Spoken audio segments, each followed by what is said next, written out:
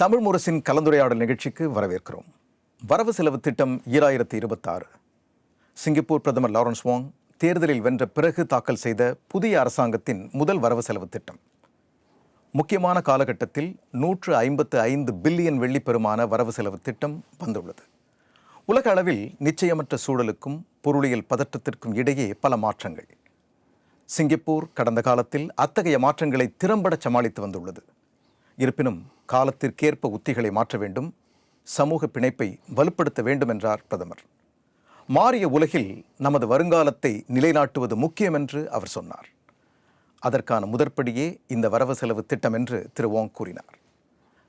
வரவு செலவு திட்டத்தில் பல முக்கிய அம்சங்கள் இடம்பெற்றன. முக்கியமாக புதிய பொருளியல் உத்தி, செயற்கை நுண்ணறிவு, ஊழியர்களின் திறன் மேம்பாடு, குடும்பங்களுக்கான ஆதரவு, நாட்டின் பாதுகாப்பு, சிங்கப்பூர் உணர்வு முதலியவற்றை பற்றி பிரதமர் விரிவாக பேசினார். வரவு செலவு திட்டம் குறித்து கலந்துரையாட அரங்கத்திற்கு மூவர் வந்திருக்கிறார்கள். அவர்களை முதலில் பார்ப்போம். திரு மகேந்திரன், சிங்கப்பூர் இந்திய வர்த்தக தொழிற்சபை நிர்வாகக் குழு உறுப்பினர், சிங்கப்பூர் இந்திய உணவகங்கள் சங்கத்தின் கௌரவ செயலாளர், கேட்டரிங் சொல்யூஷன்ஸ் நிறுவனத்தின் இயக்குனர், தலைமை நிர்வாக அதிகாரி. வணக்கம் மகே. வணக்கம். அடுத்தவர் திரு ராஜா முகமது, வங்கித்துறை வல்லுனர், நிதி ஆலோசனை நிறுவன தலைவர், சிங்கப்பூர் மலாய் வர்த்தக தொழிற்சபையின் நிர்வாகக் குழு உறுப்பினர். வணக்கம் ராஜ். வணக்கம் சார். வணக்கம். இறுதியாக திரு ஜஃபைர் கோபி கண்ணன், தொழில் முனைவர், நிறுவனங்களுக்கான பல காப்புறுதி தீர்வு தளங்களை நிறுவியவர், செயற்கை நுண்ணறிவு தொழில்நுட்ப நிபுணர், நமக்கெல்லாம் மிக முக்கியமானவர். அனைவருக்கும் வணக்கம். வணக்கம் சபா. சரி ராஜ், நீங்கள் சொல்லுங்கள், வரவு செலவு திட்டம் எந்த அளவுக்கு உங்களுக்கு பலன் கொடுத்துருக்கு? இந்த திட்டம் பிரதமர் அவர் எலெக்ஷனுக்கு பிறகு கொடுக்கக்கூடிய முதல் வரவு செலவு திட்டம். SG60 போஸ்ட் SG60 வரவு செலவு திட்டம். இப்போ சில சொல்லியிருக்காங்க, இப்போது ஒரு செலிப்ரேஷன் இல்லை, ஒரு எலெக்ஷன் இல்லை, ஆகையால் இதை நம்ம எந்த கண்ணோட்டத்துடன் பார்க்க வேண்டும் என்று சொல்லியிருக்கார். ஆனால் பிரதமர் மிக அழகாக உறுதிமொழியை எடுத்துக்காட்டி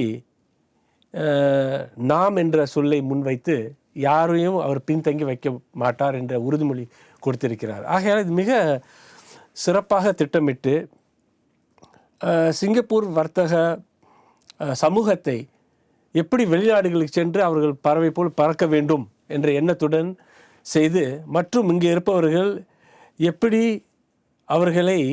அவர்களுடைய வேலைகளிலோ அல்லது தொழில்களிலோ முன்னேற முடியும் என்ற திட்டத்தை கண்ணோக்கத்துடன் செய்த ஒரு மிக முக்கியமான ஒரு வரவு செலவு திட்டம். அதற்கு மட்டுமல்லாது அவர் குடும்பத்தையும் கவனித்திருக்கின்றார். பண வீக்கத்தால் கஷ்டப்படக்கூடிய பெரிய குடும்பங்களையும் அவர் கவனத்தில் கொண்டுள்ளார். வயதுள்ளவர்களை மனதில் கொண்டு செய்த திட்டமாக இருந்து வருகிறது. நன்றி. இல்லை, உங்களுக்கு என்ன பலன் கிடைக்கும்? எனக்கு இது 2-3 இடத்துல ஒரு முக்கியமாக வருது. ஒன்று இன்டர்நேஷ்னலைசேஷனுக்கு இது எங்களுக்கு உதவியாக இருக்கும். அதுக்கு பல சலுகைகளை தந்துள்ளார். அதை பற்றி நம்ம முன்னால் விரிவாக பேசுவோம். அது மட்டுமல்லாது நாம் என்னுடைய தொழிலாளர்களுக்கு பயிற்சி செய்தால் அந்த பயிற்சிக்கான பல திட்டங்களை அவர் எடுத்துள்ளார். மற்றும் முக்கியமாக செயற்கை நுண்ணறிவு AI மூலமாக நீங்கள் உங்களுடைய ப்ரொடக்டிவிட்டி எப்படி உயர்த்தலாம் என்ற திட்டங்களை வைத்துள்ளார். இவைகளெல்லாம் எங்களுக்கு உதவியாக இருக்கும் என்று நான் நம்புகிறேன். சரி மகன், நீங்கள் சொல்லுங்களேன், உங்களுக்கு எப்படி இது பலன் உள்ளதாக இருக்கும்னு நினைக்கிறீங்க?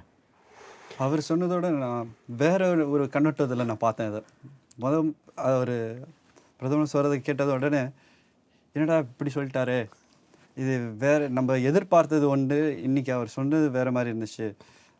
ஏற்கனவே இப்போ உள்ள SMEஸ்லாம் ரொம்ப கஷ்டப்படுறாங்க.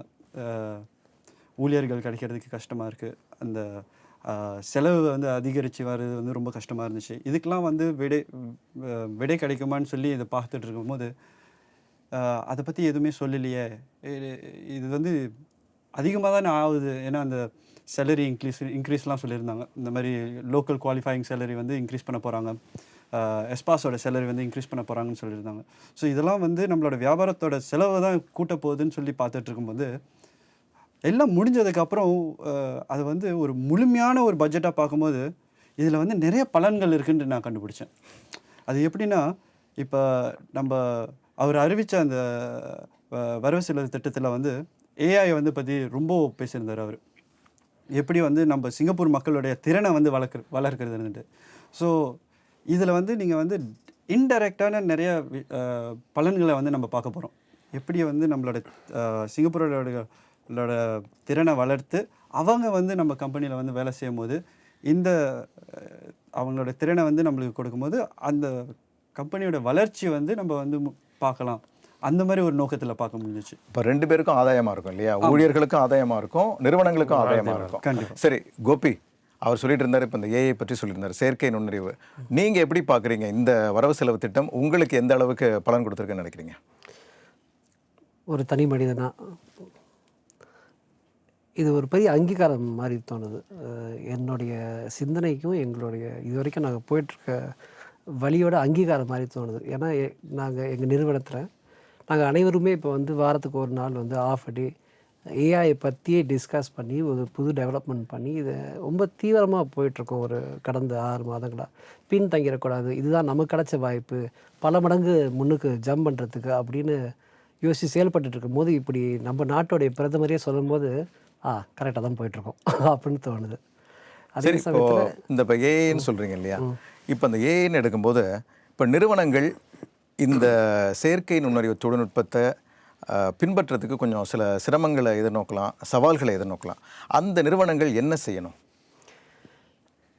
இது வந்து தலைமை நம்பணும். ஒரு நிறுவனத்தோட தலைமை நம்பணும். ஏன்னா செய்கிற வேலையை நிப்பாட்டிட்டு இதை கற்றுக்குங்க, இதை புரிஞ்சுக்குங்க, இதனால் கொஞ்ச நேரம் செலவனாலும் நிறைய கூட பலன் இருக்குது அப்படின்னு நம்பணும். தலைமை நம்பணும், அவங்க சொல்கிறத அவங்களுடைய டீம் நம்பணும். அப்போ தான் இது கரெக்டாக இருக்கும். என்னுடைய கருத்து சொல்லுங்கள். ஏஐ என்பது சிலருக்கு பயத்தை உண்டாக்கலாம்.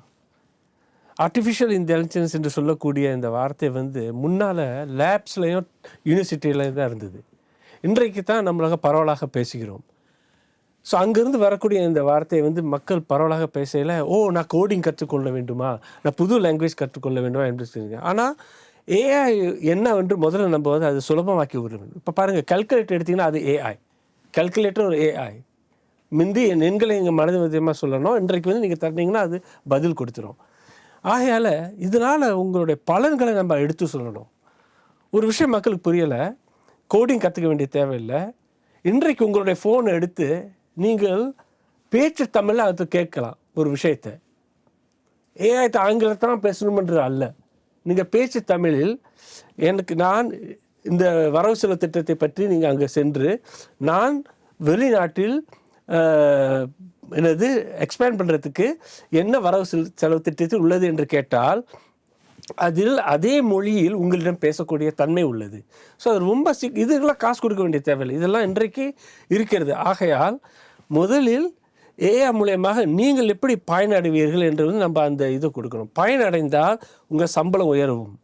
ஸோ இந்த மாதிரி விஷயங்களை நம்ம சொல்லணும்னா ஏன்ற வார்த்தை முடிந்தால் நீங்கள் தவிர்க்கவும் செய்யலாம். ஸோ நீங்கள் அந்த மாதிரி இது ஒரு கருவி தான். இது வந்து ஒரு என்னது, இது ஆன்ஸ் மீன்ஸ் அல்ல, வழங்குதா? ஸோ இந்த கருவி அந்த பயத்தை நீங்கள் நீக்கிவிட்டு நீங்கள் இப்பொழுது ஏஐ மிக சுலபமாக இருக்கிறது. அதே காஃபி குடிக்கிற மாதிரி ஆயிடுச்சு, அதே பரோட்டா சாப்பிட்ற மாதிரி ஆயிடுச்சு. உங்கள் பாணியில் சொல்லணும்னா பரோட்டா சாப்பிட்ற மாதிரி ஆயிடுச்சு. சரி, நீங்கள் சொல்லுங்கள் மகேன், சொல்லுங்கள், நீங்கள் எப்படி இந்த ஏஐ தொழில்நுட்பத்தை உங்களுடைய தொழிலில் எப்படி நீங்கள் அதை பின்பற்றுறீங்க? என்ன மாதிரியான செயல்கள், நடவடிக்கைகளில் அதை சேர்த்துக்கிறீங்க? கண்டிப்பாக. ஸோ இப்போ கோபி சொன்ன மாதிரி இது வந்து டாப் டவுன் அப்ரோச்சுன்னு சொல்லுவாங்க. ஸோ இது கண்டிப்பாக வந்து இருக்கணும். ஒவ்வொரு கம்பெனிலையும் இது வந்து இந்த டாப் டவுன் அப்ரோச் இருக்கணும். அதே சமயத்தில் வந்து ஆங்கிலத்தில் சொல்லுவாங்க கம்ஃபர்ட் ஜோன்ட்டு. ஸோ நிறைய மக்கள் வந்து அந்த கம்ஃபர்ட் ஜோனை விட்டு வெளியாகிறதுக்கு நம்ம வந்து உதவி செய்யணும் டாப் டவுன் அப்ரோச்லேருந்து.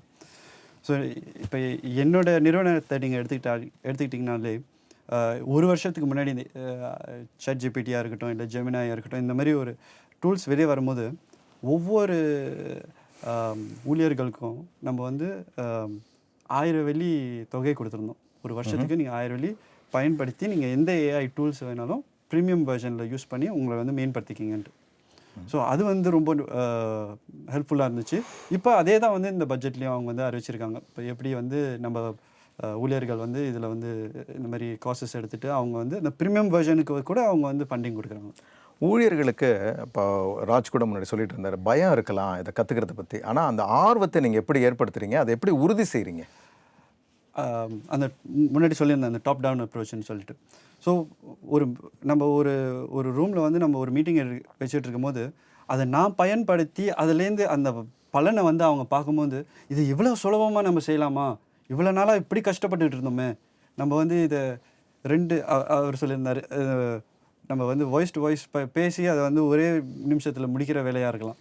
ஸோ இதெல்லாம் அவங்க பார்க்கும்போது அதை அவங்க அடாப்ட் பண்ணுற அந்த ஆர்வம் அவங்களுக்கு வருது. சரி, இப்போ ஊழியர்கள் தயக்கம் இருந்ததுன்னா அவங்க என்ன செய்யணும்? அதுக்குன்ட்டு இப்போ வேறு எஸ்எஸ்ஜி டபிள்யூஎஸ்ஜின்ற இருந்த இந்த நிறுவனங்களில் வந்து அட்வைசர்ஸ்ன்னு சொல்லிட்டு இருக்காங்க. ஸோ நீங்கள் அந்த அட்வைசர்ஸ்க்கு போனீங்கன்னா உங்கள் லெவலுக்கு நீங்கள் என்ன படிச்சிருக்கீங்க, உங்களால் என்ன செய்ய முடியும்னு அதை தெரிஞ்சுக்கிட்டு அந்த அட்வைசர்ஸ் வந்து நீங்கள் என்ன மாதிரி கோர்சஸ் நீங்கள் எடுத்துக்கலான்ட்டு அவங்க வந்து உங்களுக்கு ஆலோசனை சொல்கிறாங்க. ஸோ இந்த மாதிரி ஆலோசனை சொல்லும் போது அவங்க அதை வந்து அவங்க பயன்படுத்திக்கலாம். சரி கோபிகண்ணன், நீங்கள் சொல்லுங்களேன். நீங்கள் வந்து ஒரு செயற்கை நுண்ணறிவு நிபுணர். இந்த காலகட்டத்தில் நிறுவனங்கள், ஊழியர்கள் இவங்க எல்லாம் செய்ய வேண்டியது என்ன? நீங்கள் என்னென்ன செஞ்சிட்ருக்கிறீங்க? நான் இந்த செயற்கை நுண்ணறிவை பற்றி சொல்லிடுறேன்.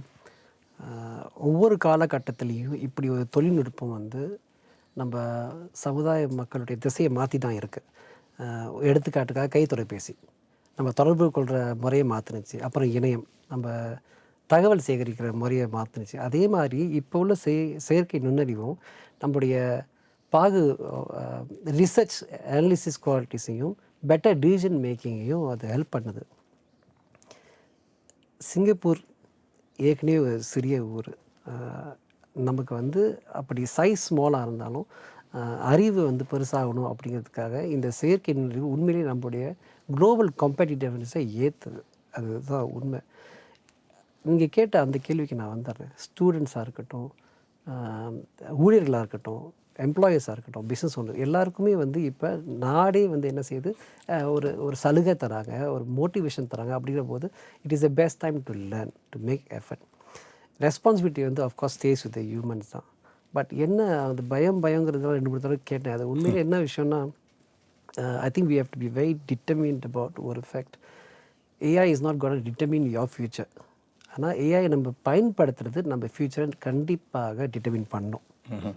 அந்த அஷூரன்ஸ் நம்ம கொடுக்கணும்னு நினைக்கிறேன். அதான் என்ன சொல்லியிருந்தாங்கன்னா ஸ்மார்ட் நேஷன் அப்படின்னு சொல்லி அறிவார்ந்த தேசத்திலேருந்து ஏஐ நேஷன், அதாவது செயற்கை நுண்ணறிவு தேசமாக மாறிட்டு வருது சிங்கப்பூர் அப்படின்னு இன்றைக்கி கூட செய்தித்தாளில் கூட போட்டிருந்தாங்க.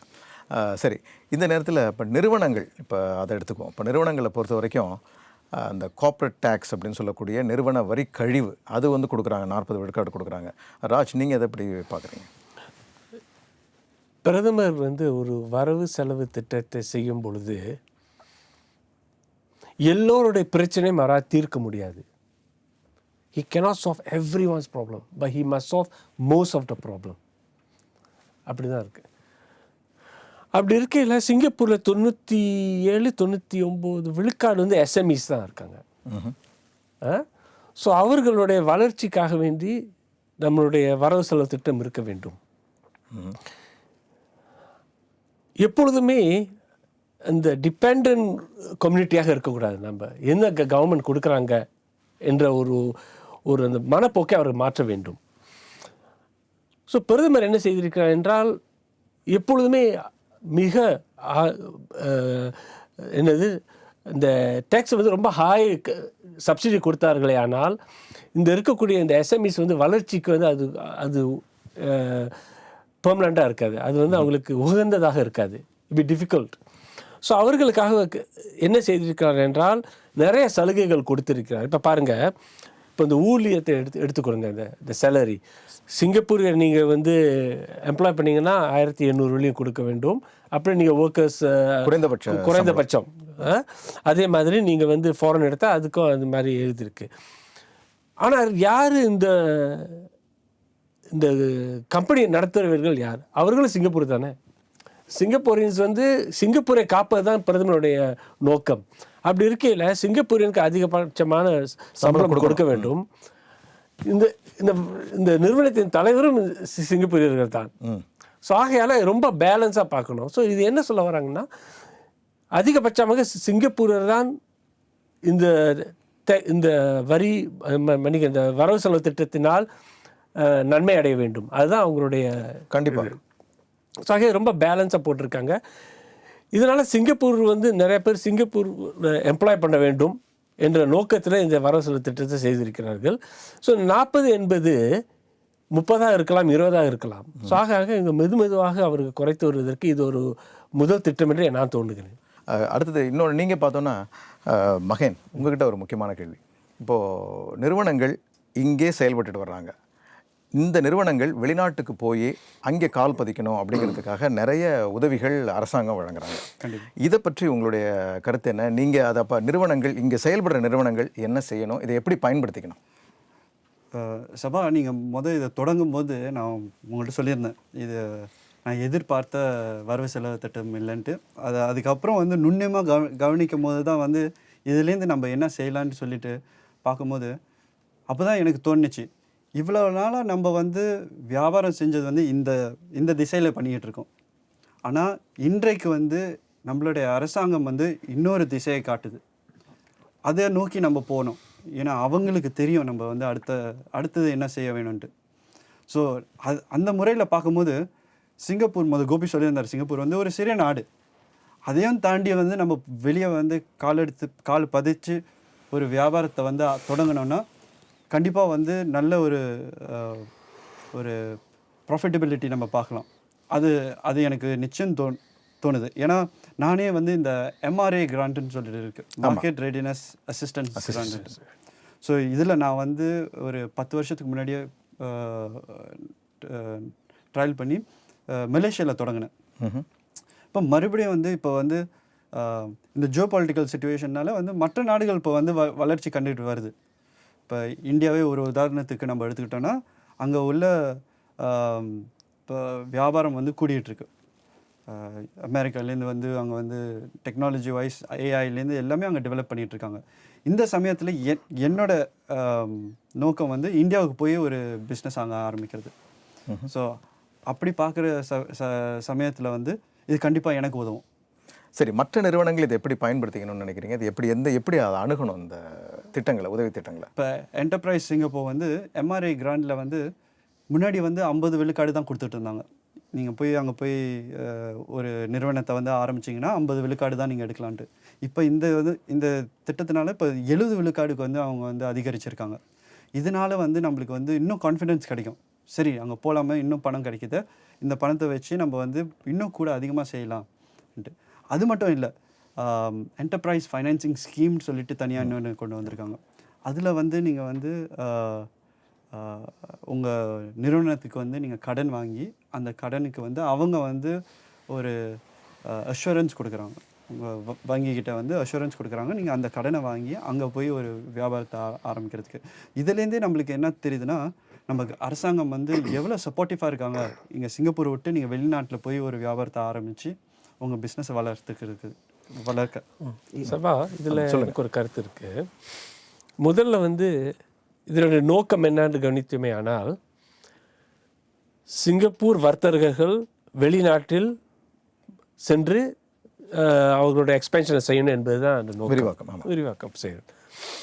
இது எல்லா செக்டருக்கும் வந்து பொருந்தாது.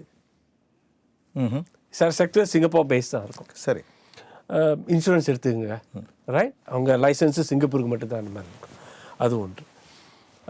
உணவு எடுத்துக்கிட்டிங்கன்னா பல சிக்கல்கள், மேபி இன்னும் சில நாடுகளில், மலேசியா போன்ற நாடுகளில் அந்த தேஸ் விவகாரம் அது போய் அவங்க பரவாயில்ல, இந்தியன் ஃபுட் ஃபார் எக்ஸாம்பிள். ஆனால் 2 ஆப்பர்ச்சுனிட்டிஸ், சிக்கல்களும் உண்டு. ஆப்பர்ச்சுனிட்டிஸ் என்ன? இன்று F&Bயில் இருக்கிறவங்க வந்து சர்வீஸ் கொடுக்கறது பதிலாக அவங்க சர்வீஸை ப்ராடக்டாக மாற்றலாமா? இப்போ அவங்களுடைய சில மசாலாக்கு ஸ்பைசஸ்லாம் இருக்குது, அது அவங்க வந்து அதை ஸ்பெஷலைஸ் செய்து அதை ஒரு பொருளாக விற்று மற்ற நாடுகளுக்கு விநியோகம் செய்யலாமா? இந்த மாதிரியான எக்ஸ்பென்ஷன் செய்தால் நன்றாக இருக்கும். 2வது, இவ்வளோ சலுகைகள் கொடுத்து அதை கிடைப்பதற்கு சிக்கல்கள் இருந்தால் அங்கே தடுபட்டு போய்விடும். இப்போ ஒரு ஆள் இதெல்லாம் கேள்விப்பட்ட எங்கே போகிறது, எந்த ஃபார்ம் ஃபில்அப் பண்ணுறது, எது என்னுடைய தகுதி என்ன, எனக்கு இது கிடைக்குமா என்ற கேள்விகளுக்கு பதில் கேட்டவாறு அவங்களுக்கு அப்புறம் ஹேண்ட் ஹோல்டிங் தேவை. அப்படி முடியாவிட்டால் அவங்க வந்து ரொம்ப சீக்கிரம் அது எக்ஸ்பென்ஷன் எடுத்துக்க மாட்டாங்க. இந்த பியூரோக்ரஸி இருக்கல, ரேட் டைப் இருக்கல்லவா, அது வந்து நம்ம கொஞ்சம் கவனிக்கணும். ஏன்னா அது செய்கிறது யார்? இப்போ ஃபார் எக்ஸாம்பிள் அவர் இந்தியன் சேம்பர்ஸ்க்கு, நம்ம மலாய் சேம்பர்ஸ் இருக்கேன், நமக்கு எஸ்எம்இ சென்டர் இருக்குது. அவங்க ஒரு ரொம்ப முக்கியமான வேலை உண்டு இதில். ஏன்னா இந்த வரவு செலவு திட்டத்துக்கு பிறகு நிறைய கேள்விகள் வரும். இதனால் பலன் என்ன, பயன் என்ன, நான் என்ன செய்வது, எப்படி செய்வது என்ற கேள்விகள் வரும்.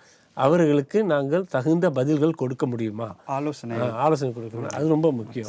இப்போ அவர் வந்து இன்னொன்று சொல்லியிருந்தார், இப்போ இந்த மசாலா, அதை பற்றி நீங்கள் சொல்லுங்களேன். அவர் மசாலா பார்த்தீங்கன்னா மசாலாங்கிறது முக்கியம். கண்டிப்பாக.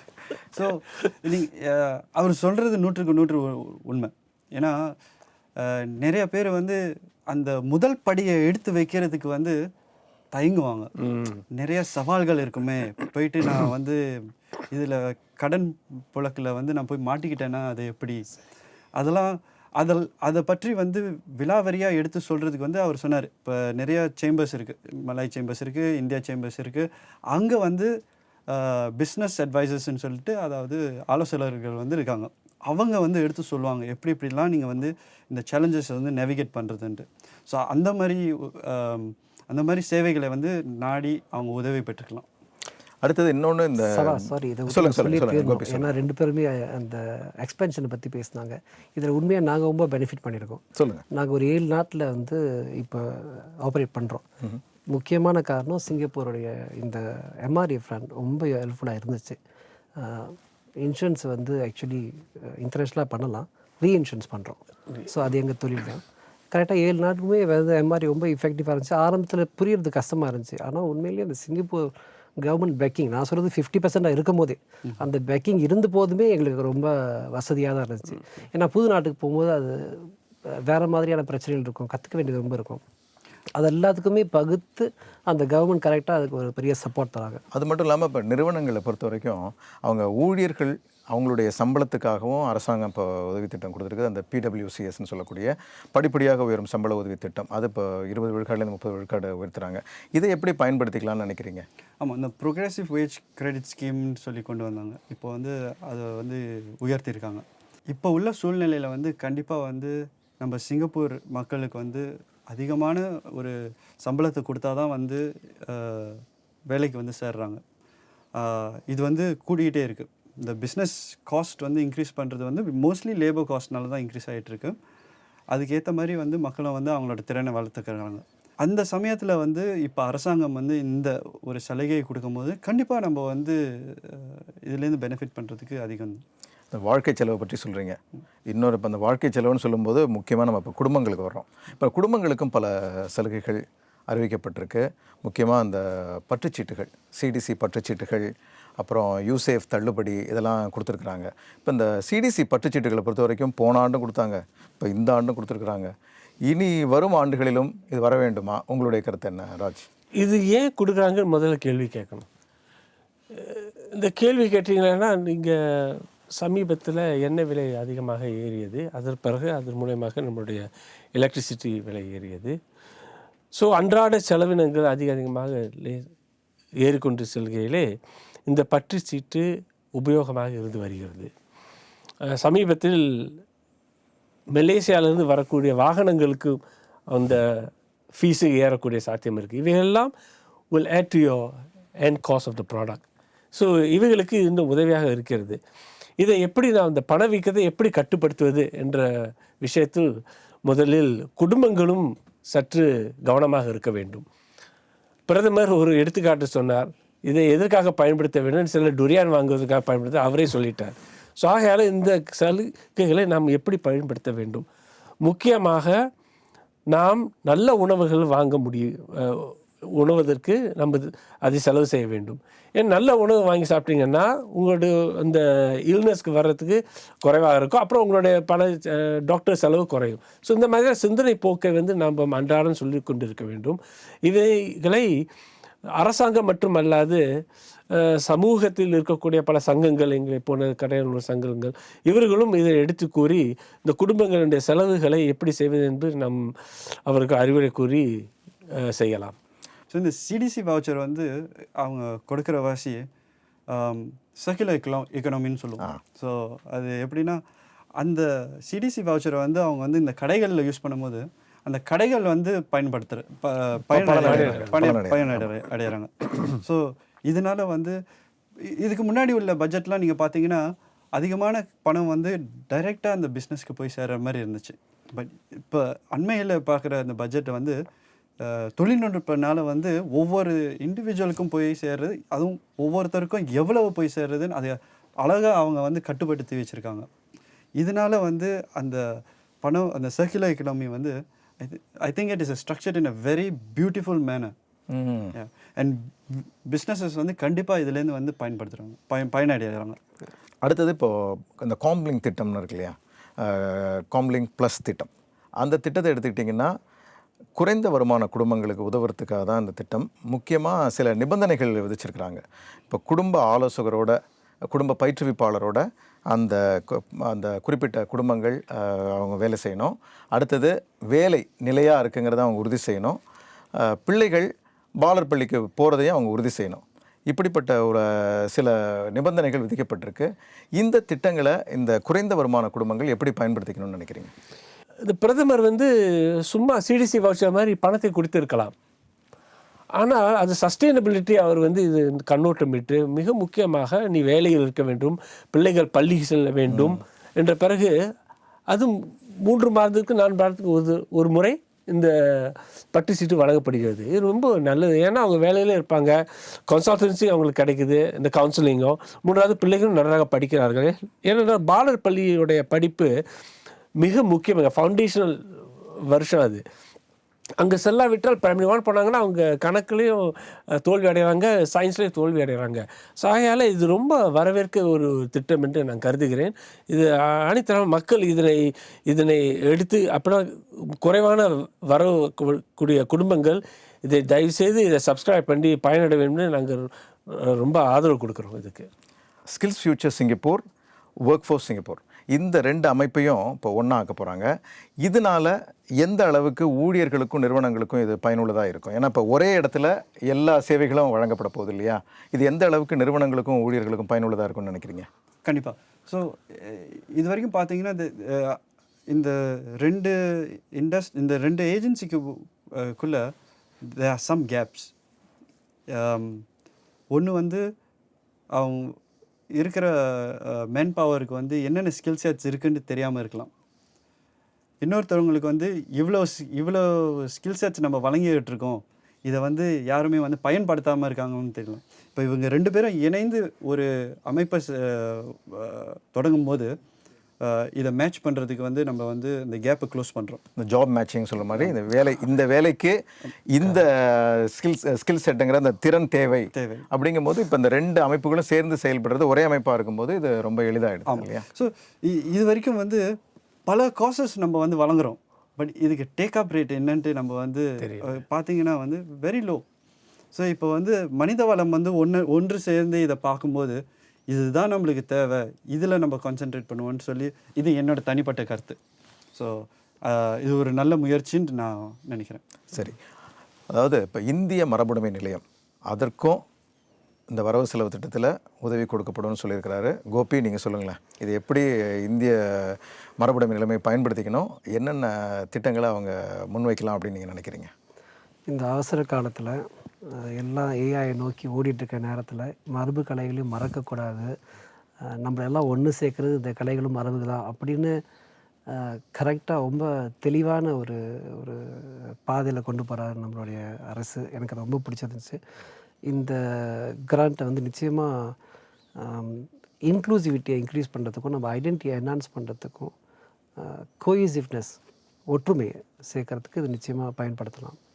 கலை மாதிரி ஒன்றும் இல்லை சேர்க்கறதுக்கு, அது மரபு கலைகள் நிச்சயமாக சேர்க்கும். ஏன்னா அந்த கலை தானே இப்போ நம்மளுக்கு கொண்டாந்து இங்கே சேர்த்துருக்கு இல்லையா?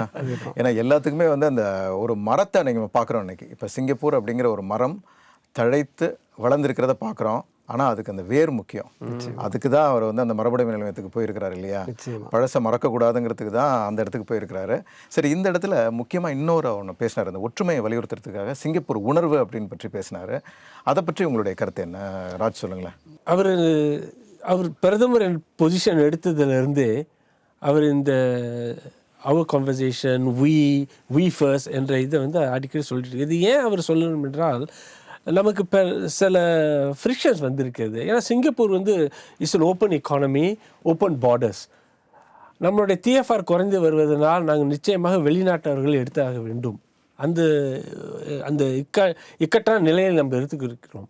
ஸோ ஆகையால் நம்ம சிங்கப்பூருக்கு மாஸ் க்ளோஸ் ரேங்க்ஸ் அது இருந்தால்தான் இந்த மரபுடைமை நிலையத்துக்கு நம் சில அலோகேஷன்ஸ் கொடுத்தாலும் சரி, அவர்களை பாதுகாக்க வேண்டும் என்று சில வரவு செலவு திட்டம் இருந்தாலும் சரி, இவை அனைத்தும் முக்கியம் என்று அவர் வலியுறுத்துவதே இதன் மூலமாகவும் அவர் செய்துகின்ற வரவு செலவு திட்டமாகவும் அவர் காண்பிக்கிறார் என்று. கோபி, நீங்கள் சொல்லுங்களேன். வி ஃபர்ஸ்ட் நம்ம ஒற்றுமை தான் வலியுறுத்துது. ரொம்ப முக்கியம். ஏன்னா இப்போ இருக்கிற நேரத்தில் ஒரே வீட்டில் இருந்தாலும் தனித்தனியாக தான் வாழ்கிற மாதிரி தோணும். அதனால் நாடு இல்லையா ரொம்ப வேகமான ஒரு வளர்ச்சி, இன்னும் ஒற்றுமை அப்படிங்கிறத வலியுறுத்திக்கிட்டே இருக்கிறதுக்காக வேண்டி இந்த திட்டங்கள் வந்து நிச்சயமாக வரவேற்கப்படுது. I think it's very important. ஒரு நல்ல வரியும் இருக்குது. நம்மலாம் ஸ்பெக்டேட்டர்ஸ் கிடையாது, நம்மலாம் பார்ட்டிசிபென்ட்ஸ் அப்படின்னு சொல்லுவாங்க. கரெக்ட். அது மாதிரி I think everybody has a part to play in nation building. கண்டிப்பாக மகன். என்னுடைய நோக்கம் வந்து வேற ஒரு நோக்கம். இப்போ பறந்து செல்லும் இந்த காலகட்டத்தில் வந்து நீங்கள் வந்து நம்ம சுற்றிலும் பார்த்தீங்கன்னா ஆசியானும் சரி, இல்லை வெளிநாட்டு அமெரிக்கா, சைனா, எங்கே பார்த்தாலும் வந்து இந்த ஒரு ஜியோ பொலிட்டிக்கல் சுச்சுவேஷன் வந்து கொஞ்சம் பதற்றமாக இருக்குது. ஆமாம். அந்த சமயத்தில் வந்து நம்ம இங்கே சிங்கப்பூரில் வந்து நம்ம ஒற்றுமையாக இருக்கணும். அந்த டுகெதர்னஸ் நம்ம இங்கே நம்ம ஒற்றுமையாக இருந்தால் தான் நம்ம வந்து வெளியில் இருக்கிற வந்து பிரச்சனைகளை வந்து சமாளிக்க முடியுன்ற அந்த நோக்கத்தில் சொல்கிறாருன்ட்டு எனக்கு தோணுது. கண்டிப்பாக. மூவருக்கும் நன்றி. பல நல்ல கருத்துக்களை நீங்கள் முன் வச்சிங்க. உங்கள் நேரத்துக்கும் கருத்துக்களுக்கும் நன்றி. நாட்டை கட்டி எழுப்புவது என்பது ஒரு சிலரின் அல்லது ஒரு தலைமுறையின் வேலை மட்டுமன்று, மாறாக அது சிங்கப்பூரர்கள் அனைவரின் கூட்டு முயற்சி என்பதை பிரதமர் வலியுறுத்தினார். பார்வையாளர்களாக இல்லாமல் துடிப்புடன் பங்கேற்போராக இருப்பது முக்கியம் என்று அவர் சொன்னார். பிரச்சனைகளை கண்டு அச்சம் தேவையில்லை, மாறாக அசைக்க முடியாத நம்பிக்கை தேவை என்றார் பிரதமர். இந்த வரவு செலவு திட்டம் இன்று சிங்கப்பூரர்களுக்கு ஆதரவாக இருக்கும், நாளைக்காக நம் சமுதாயத்தை தயார்படுத்தும். மாறிய உலகை நாம் நம்பிக்கையோடு எதிர்கொள்ள அது கை கொடுக்கும். வரவு செலவு திட்டத்தை அறிவிப்பது அரசாங்கத்தின் கடமை. ஆனால் அதில் உள்ள திட்டங்களை சரிவர பயன்படுத்திக் கொள்வது நம் கைகளில்தான் உள்ளது. சிந்திப்போம், மீண்டும் சந்திப்போம். வணக்கம்.